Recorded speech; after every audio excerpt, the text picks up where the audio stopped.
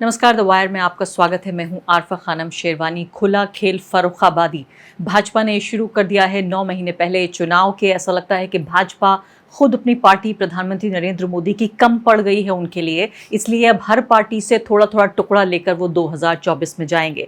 महाराष्ट्र का जो पूरा नाटक है वो आप देख ही रहे हैं कि किस तरीके से वो लोग जिनको जेल भेजने को तैयार थे ईडी के जरिए, भाजपा की ये सरकार अब उन्हीं लोगों को अपनी पार्टी में शामिल करके, अपनी सरकार में शामिल करके मंत्री पद की शपथ दिला दी गई है। उधर से खबर ये आ रही है कि महाराष्ट्र के अलावा जो दूसरा बड़ा गठबंधन है बिहार में, जो कांग्रेस पार्टी और जेडीयू और इसके अलावा आरजेडी का जो बड़ा गठबंधन है, उस पर भी नजर है। यानी कि अब जो यहाँ 48 सीटें हैं जो लोकसभा की हैं, उसके बाद जो बिहार की 40 सीटें हैं, अब उस पर नजर है। सीधे तौर पर जो घबराहट है वो चेहरे पर खुलकर दिख रही है, पसीने की शक्ल में चेहरे पर नजर आ रही है। हमारे साथ वरिष्ठ पत्रकार अशोक वानखेड़े इस वक्त मौजूद हैं। अशोक जी, कि क्या आप हैरान हो गए कि इस तरह से 2 साल के अंदर दो बड़ी पॉलिटिकल पार्टियां दोनों ध्वस्त कर दी? अब न एनसीपी रही, न शिवसेना रही तो सिर्फ बीजेपी रही। आ, देखिए, महाराष्ट्र में इन्होंने स्प्लिट जरूर किया, लेकिन जो ये कहते हैं कि शिवसेना इनके साथ है, शिवसेना के विधायक इनके साथ है, नाम उसके पास है, एकनाथ शिंदे के पास, लेकिन जन समर्थन आज भी उद्धव ठाकरे के पास है। तो शिवसेना तोड़ने के बाद जो शिवसेना उन्हें लगी थी कि जो समाप्त हो जाएगी, वो एक नए कलेवर के साथ और बड़े ताकत के साथ उभरी है। ये चिंता का विषय है। महाविकास गठबंधन और मजबूत हुआ तो उन्हें लगा कि इस गठबंधन के जो कर्ता धर्ता है शरद पवार, उनकी उनकी यदि पार्टी तोड़ी तो शरद पवार घर बैठ जाएंगे। उन्होंने वही गलती की जो उद्धव ठाकरे को असेसमेंट में उन्होंने कमजोर समझा था। ये तो शरद पवार है, वो कई बार टूट के उठे हैं। इस बार फिर उनकी पार्टी टूटी, शरद पवार फिर पूरे ताकत के साथ जुड़ गए हैं। आज जिस हिसाब से सातारा में उनका रिसेप्शन हुआ, जिस हिसाब से लोग उनके साथ है, जिस हिसाब से पार्टी के कार्यालयों में से अलग अलग जिलों के अजित पवार के फोटो उठा के लोगों ने फेंक दिए, उससे तो पता पड़ता है कि शरद पवार की पकड़ अभी भी मजबूत है। हाँ, भारतीय जनता पार्टी को ये लोगों को बताने में बहुत दिक्कत आ रही है कि अजित पवार का साथ क्यों लिया। क्या सरकार उनकी जा रही थी? क्या सरकार माइनॉरिटी में आ रही थी? क्या शिंदे गुरु एक उनको बैगेज बन गया था, या फिर अजित पवार उनको जरूरी इसलिए था कि उनको लगा कि 2024 के जो 48 लोकसभा वाला सीट वाला ये राज्य है, यहाँ उठ कर पाएंगे। लेकिन फिर इस बार विधायक लेके चले गए। विधायकों के साथ कार्यकर्ता कहाँ है? मैनेजर इनके पास है। पार्टी के जननायक जो है, लोगों के दिलों पे राज करने वाले, वो तो बाहर है। ये नहीं अशोक मैनेजर वर्सेस मास लीडर, ये लड़ाई जी, महाराष्ट्र में होगी 2021 में। मैनेजर वर्सेस मास लीडर की लड़ाई होगी 2024 में। आपकी बात समझ में आ रही है। मैं आपसे समझना ये चाहती हूँ, ये तो इस पर काफ़ी बहस हो रही है कि तमाम तरह के जो मैं कहूँगी नैतिक मूल्यों को भुलाकर जिन गारंटी का जिक्र लगातार नरेंद्र मोदी करते रहे कि देखिए अगर विपक्ष भ्रष्टाचार कर रहा है तो गारंटी मेरे पास ये है कि इन भ्रष्टाचारियों को मैं जेल भेजूंगा, वो कहानी एक तरफ। दूसरी कहानी जो बिल्कुल ठोस राजनीतिक है वो मैं आपसे समझना चाहती हूँ कि एक पॉलिटिकल पार्टी का मतलब होता है उसके नेता, लेकिन अगर इतनी बड़ी तादाद में अगर 2/3 नेता एनसीपी के शिफ्ट हो गए हैं दूसरी तरफ, तो पार्टी कहां बची? जनता तो नेताओं के साथ जाएगी ना। सवाल ये है कि वो नेता कौन, नेता किसके भरोसे? शिवसेना में जो 40 लोग गए, उनमें से 3 या 4 लोग छोड़ के बाकी लोग शिवसेना के नाम पे चुनाव जीतते हैं, उद्धव ठाकरे के नाम पे चुनाव जीतते हैं। वो लोग आज, जैसे नरेंद्र मोदी जी नेता है, तो बीजेपी के लोग क्लेम करते हैं कि हम उनके नाम से चुनाव जीतते हैं। नेता किधर भी जाए, मोदी जिधर होगा उधर जनमानस होगा, ऐसी एक धारणा बीजेपी ने की है। तो वो बीजेपी के साथ ही क्यों होता है? शिवसेना के साथ क्यों नहीं हो सकता? शरद पवार के साथ क्यों नहीं हो सकता? शरद पवार ने 2019 में उन लोगों को टिकट दिए थे जो नवसिखिए थे, नए लोग थे। उन्होंने किसी के भी सर पे हाथ रख के 2019 का चुनाव याद रखिए कीजिएगा, जब उनको ईडी की नोटिस मिली और फिर उन्होंने जो रोड शो किए, भरी बरसात में जो रैली की, उसने पूरे महाराष्ट्र का इक्वेशन बदल दिया राजनीति। ये ताकत शरद पवार की है। शरद पवार, ठाकरे घराना ये नेताओं को बनाते हैं और बिगाड़ते हैं। ये जो लोग मैनेजर बन के आए हैं, कई बार लोगों को लगता है कि वही शिवसेना है। यदि आप शिवसेना है तो फिर आज आज बीजेपी के पास यदि एकनाथ शिंदे है, जिसके पास सिंबल है, सब कुछ है, तो फिर उपचुनाव में ये नतीजे क्यों? विधान परिषद के चुनाव में ये नतीजे क्यों? कृषि उपज मंडियों के चुनाव में नतीजे क्यों? बीएमसी के चुनाव करवाने में डर क्यों? कारपोरेशन के चुनाव करवाने में डर क्यों? डर ये कि हार गए तो परसेप्शन बिगड़ जाएगा। तो ये हार के डर से आपने एनसीपी को भी लिया। यदि शिवसेना, आपके हिसाब से मैं मानूं कि शिवसेना में सारे विधायक जाने के बाद खोखली हो गई शिवसेना, कुछ नहीं बचा, सारे नेता इधर चले गए, तो शिवसेना और भाजपा इतना बड़ा ग्रुप है, उसके बाद तो उन्हें अजित पवार की जरूरत ही नहीं पड़ी चाहिए। क्या जरूरत थी अजित पवार की? इसका मतलब जो शिवसेना वो तोड़ के लाए वो कमजोर निकली, वो ढकोसला निकली, इसलिए वो एक दूसरा सहारा उठा के लाए अजित पवार। अब आपकी अजित बात पवार भी ढकोसला साबित होते हैं तो फिर डूबना तय है।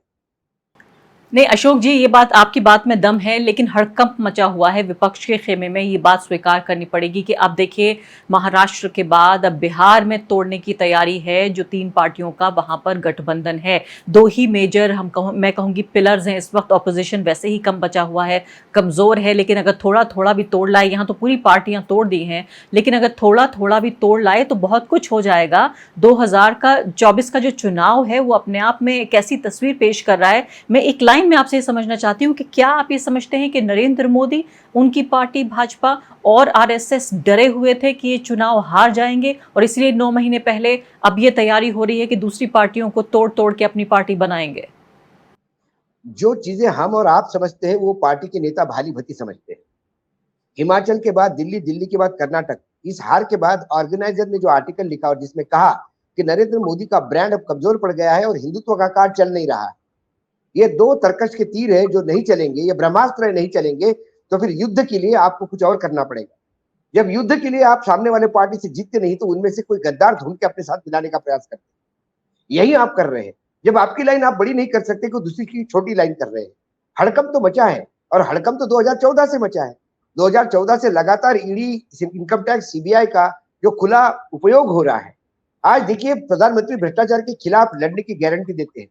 महाराष्ट्र में हास्यास्पद परिस्थिति यह है कि जो सरकार वो सबसे ज्यादा भ्रष्ट है।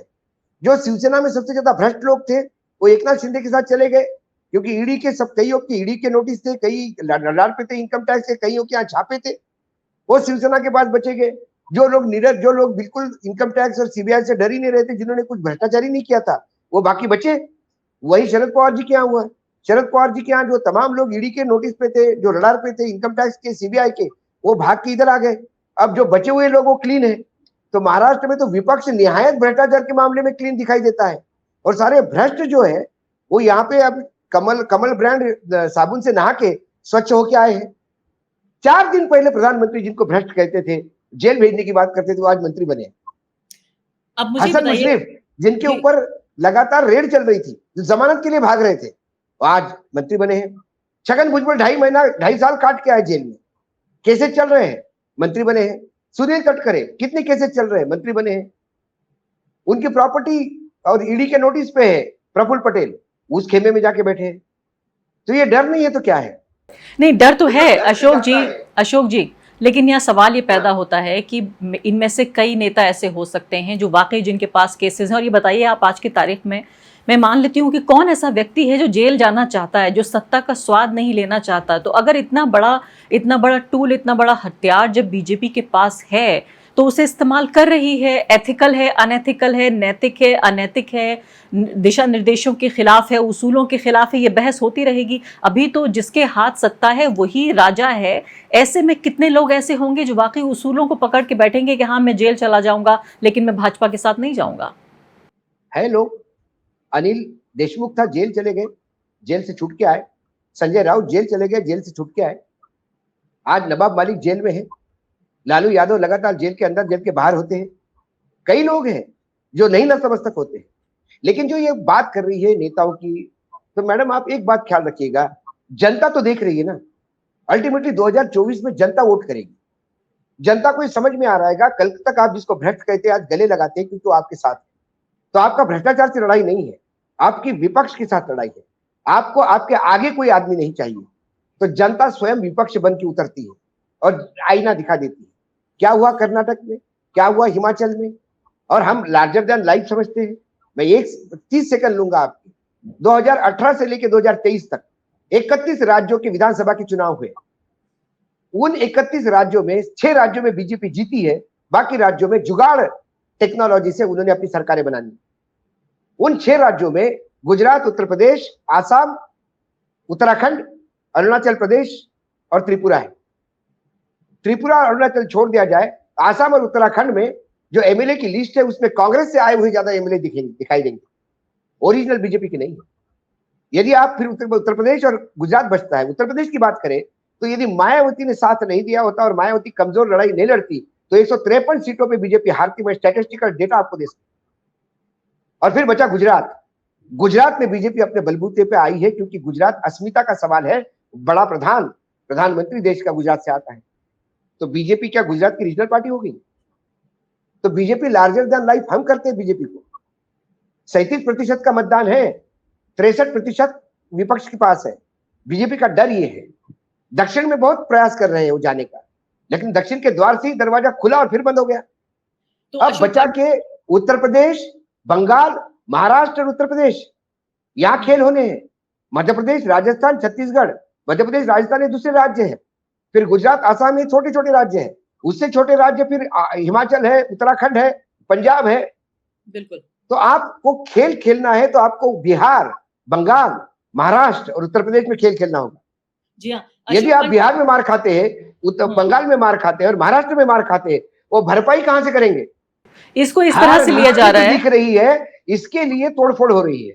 जी हाँ। आपको लड़ाई लड़ने की औकात नहीं है, आमने सामने लड़ाई नहीं लड़ सकते आप।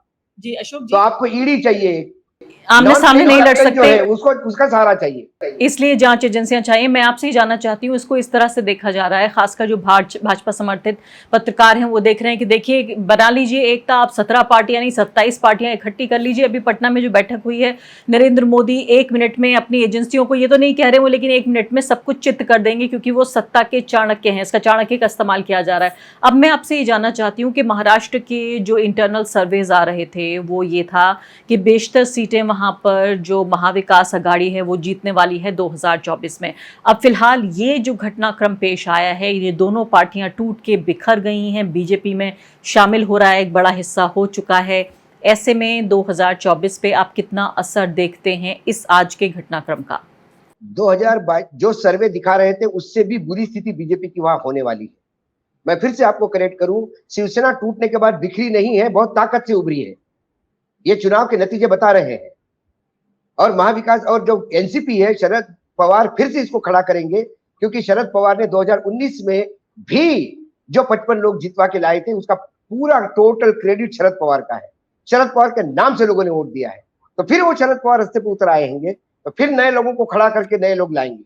1980 में भी शरद पवार के 58 में से 52 लोग छोड़ के चले गए थे।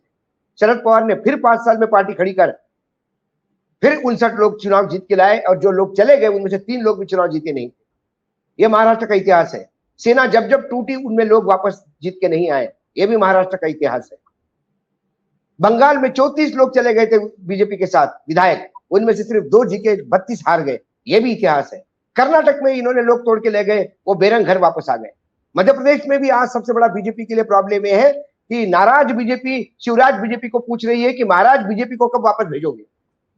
तो ये बाहर के आए हुए लोग बीजेपी में तकलीफ दे रहे हैं। आज महाराष्ट्र पे बहुत बड़ा बैगेज जो है बीजेपी के अंदर, बीजेपी को सबसे पहले बीजेपी से लड़ना होगा। बीजेपी के जिन लोगों ने अपनी जिंदगियां दी बीजेपी और जनसंघ को, आज वो पूछते हैं कि हमारी औकात कहां, हम कहां हैं।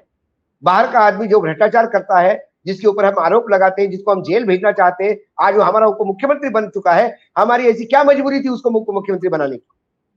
ठीक है अशोक जी, बहुत बहुत शुक्रिया तमाम जानकारी देने के लिए। और आप तो उम्मीद बता रहे हैं कि जिस तरह की अनैतिक राजनीति हमारे सामने नजर आ रही है, धड़ल्ले से, बिल्कुल मैं कहूंगी कि दिन दहाड़े जिस तरह की डकैती हो रही है राजनीति के नाम पे, इस सब का आप कह रहे हैं खामियाजा भुगतना पड़ेगा उस पॉलिटिकल पार्टी को, बीजेपी को, जो पूरी तरीके से सारी मर्यादाओं को पार कर चुकी है। शुक्रिया आपका हमसे बातचीत करने के लिए।